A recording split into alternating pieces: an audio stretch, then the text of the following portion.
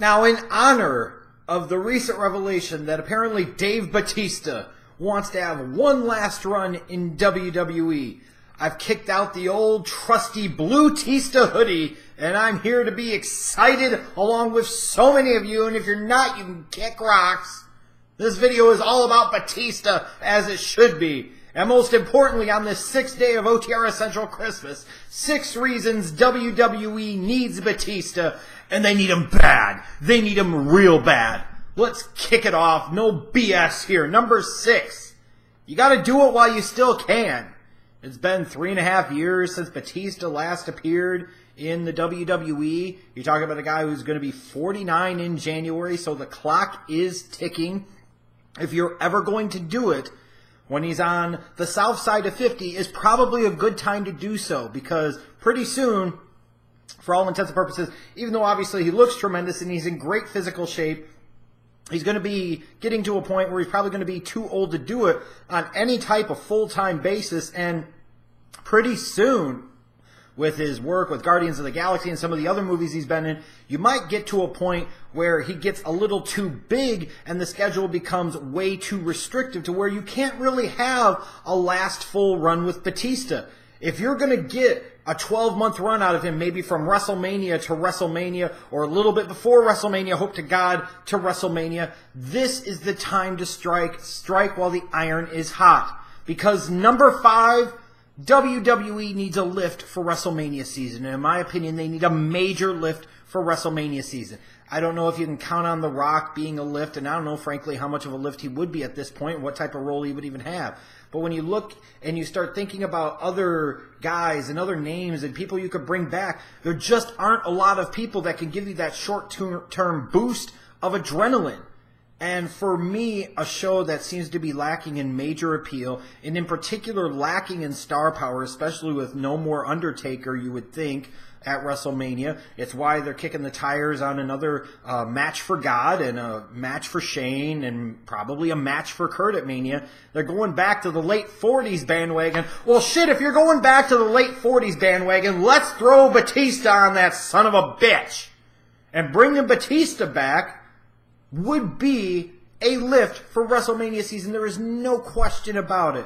You could talk about the part-time crap. You could talk about plowing over the young talent. Well, frankly, at this point in time, if the younger talent, which even in that case, most of the younger talent in their mid to late 30s any damn ways, was really any damn good or really worth it, we wouldn't need to bring back a Batista. But the fact is they're not. So ultimately we do need to bring back a Batista, in part also because of the WWE's failings, as we know, over recent years, to create new appealing stars. So sometimes you got to kick the tires on the old ones to give you a short-term boost, and Dave Batista most certainly would be a short-term boost. Number 4, you get a star into the fold with some mainstream exposure, some mainstream credibility, mainstream acceptance. When you talk about his work with Guardians of the Galaxy, more people know who Batista is than ever before. And when you look at his movie schedule for 2018 and what's coming out, the big one obviously is going to be Avengers Infinity War. That's, I believe, coming out sometime in May.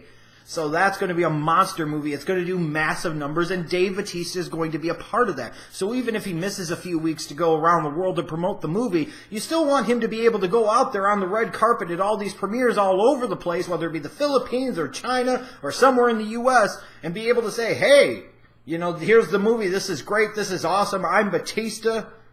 I fucked Melina. Oh, no, by the way, I'm back in WWE. You just can't buy that type of promotion. You just can't buy that type of free advertisement. And then you've got other movies coming up later in the year. Escape Plan 2, Hades. This is the sequel, or one of the sequels, I should say, to the movie in 2013 that starred Sylvester Stallone. This one, you're going to have Sylvester Stallone again. You're going to have 50 Cent. You're going to have Batista as a part of it. This first movie did pretty big box office, and this one probably will do decent box office too. And then Hotel Artemis, where he's going to be starring alongside of Jodie Foster, is going to be another probably decent-sized movie. So you've got a guy with 3 movies that are going to get attention this year, 3 movies that have a chance to be box office successes, and in particular one that we all know could get hit by a truck and all types of sex scandals and still probably gross hundreds and hundreds of millions of dollars in Avengers Infinity War. So to get a guy like that into the fold when his star is as bright as it's ever been in Hollywood, would be a major coup for the WWE. And then also, number 3, you get some big matches for some big name opponents. Part of the challenge right now, when you look at the WWE and you look at some of the guys, is trying to envision 1, 2, 3, 4, 5 steps down the road who these guys are going to face off with. You're running out of legitimate, credible challengers for top guys.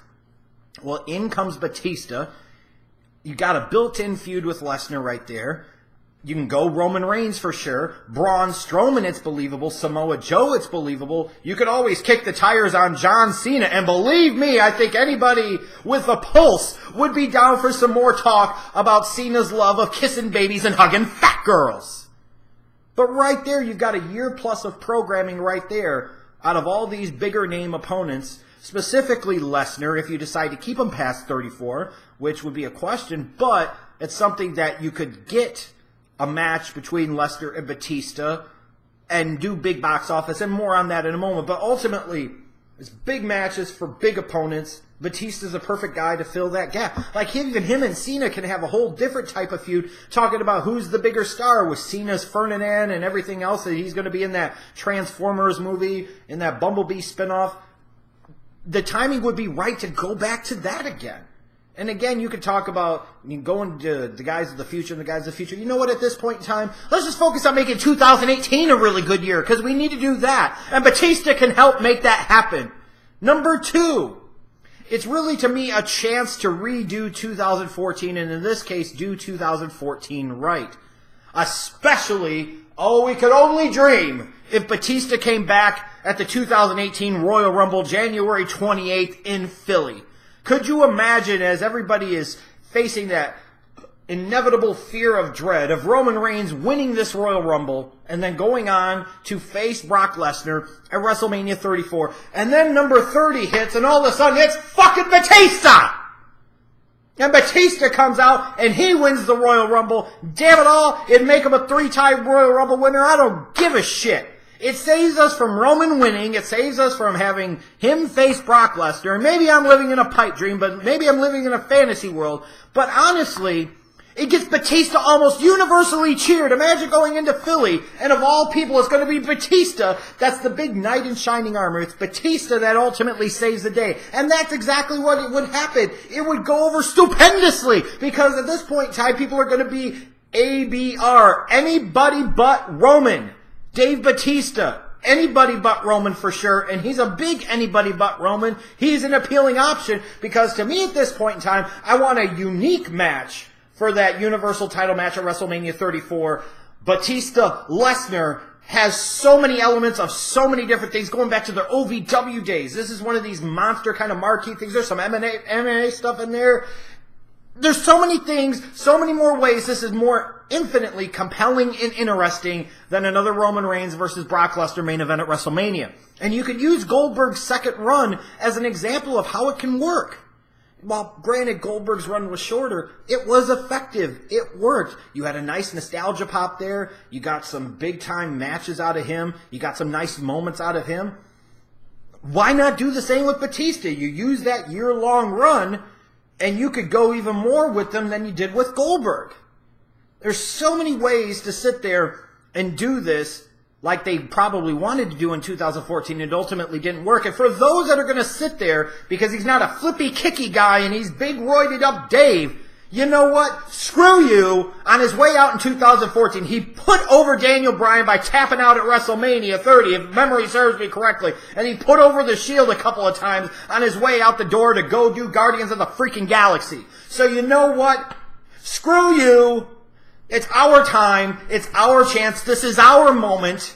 This is a chance to do things right 4 years later, and the WWE could do just that. And the number one reason WWE needs Batista, they need him back, and they need him back in a big way, is because ultimately Batista is fucking awesome. It's freaking Batista. Like, at this point in time, how could you be a huge hater of Batista? If that 2009-2010 heel run didn't do it for you, then I don't know what would. I mean, he was gold. You have that flexibility with him. You could bring him back initially as a monster babyface and then transition him into being a WWE hating Hollywood heel, and God damn it, Batista could pull it off. You saw how he did it several years back when he was on the way out. No fucks given Dave is one of the great freaking wrestlers of the past 15 years. Because when he doesn't give a shit, he'll say anything, he'll do anything, and by God, it works. I mean, I've always felt like people have slept on how good of a performer Dave can be, and how good his sense is, how good his timing is, how much of a deep down charisma there is. All of these different things, his ability to connect on several different planes. Batista is a fucking man. From the ridiculous flopping selling of Mark Henry's rundown punch to kissing babies and hugging fat girls. How could you not be down with Dave? And at this point in time, heading into 2018, by God, I need something. And this would be a big, huge shot of adrenaline for me. This would get me instantly amped up for the year to come. This would instantly get me looking forward to the rest of the year. Because even if some of the other stuff wasn't very good, even if some of the other stuff didn't really matter to me, at least I would get something. Whatever Batista's in, to me, would be freaking gold. You've got opponents there. You've got at least a year's worth of opponents there. You can get some big monster matches at some big shows out of him. There's never been a better time, and there never will be a better time going forward than to bring back Batista right here, right now, WWE. Hunter, I pray to you on everything that is the Hunter, the Hearst, and the Helmsley. Saddle up, get all the Breakfast Club involved, and you got to do the sales job on Dave, you got to do the sales job on Vince, and whoever the hell else needs to be sold on this, because the people, we, you, all of you, deep down know it in the cockles of your heart and in your loincloth that you want Batista back in WWE. And ultimately, we all know, as I've just spelled out, there are at least 6 reasons WWE needs Batista, and they need him in a bad way.